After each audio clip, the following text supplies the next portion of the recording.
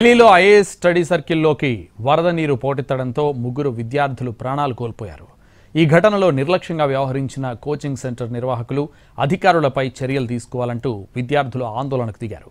Study సర్కిల్కు వచ్చిన MP Swathi మాలివాల్ను విద్యార్థులు అడ్డుకున్నారు. మరోవైపు ఈ ఘటనలో ఇద్దరిని అరెస్ట్ చేశారు.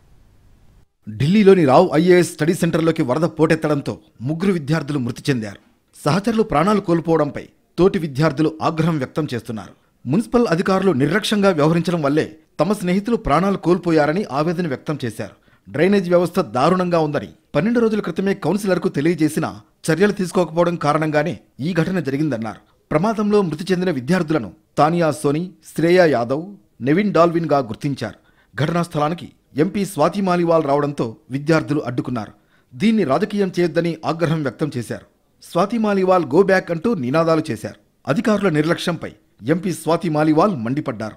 రావూస్ ఐఏఎస్ స్టడీ సర్కిల్ వద్ద వందల సంఖ్యలో విద్యార్థులు, స్థానికులు ఆందోళనకు దిగారు.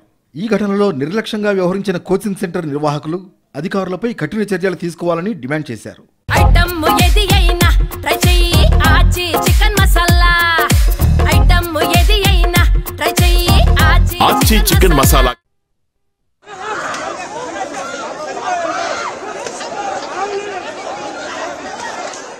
కోచింగ్ సెంటర్లో ముగ్గురు మృతి చెందడంపై ఢిల్లీ పోలీసులు ఎఫ్ఐఆర్ నమోదు చేశారు. వేర్వేరు దర్యాప్తు బృందాలను ఏర్పాటు చేశారు. కోచింగ్ సెంటర్ యజమాని, కోఆర్డినేటర్ను పోలీసులు అరెస్టు చేశారు. హత్యానేరం సహా పలు సెక్షన్ల కింద కేసులు పెట్టారు. ఇప్పటి వరకు యజమాని అభిషేక్ గుప్తా, కోఆర్డినేటర్ దేశ్పాల్ సింగ్ ను అదుపులోకి తీసుకున్నారు. ఘటనా స్థలంలో సహాయక చర్యలు ముగిసినట్లు అధికారులు ప్రకటించారు. ఈ భవనం బేస్మెంట్ గురించి నివేదిక అందించాలని అగ్నిమాపక శాఖను పోలీసులు కోరారు. స్టోర్ రూమ్ ను లైబ్రరీగా ఉపయోగిస్తున్నట్లు గుర్తించారు.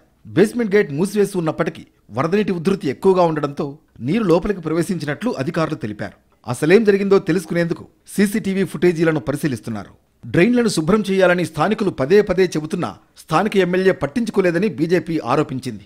జల్ బోర్డు మంత్రి అతిషి, దుర్గేష్ పాఠక్ రాజీనామా చేయాలని డిమాండ్ చేశారు. పోటీ పరీక్షలకు సిద్ధమవుతున్న విద్యార్థులు మృతి చెందడం దురదృష్టకరమన్నారు కాంగ్రెస్ ఎంపీ రాహుల్ గాంధీ.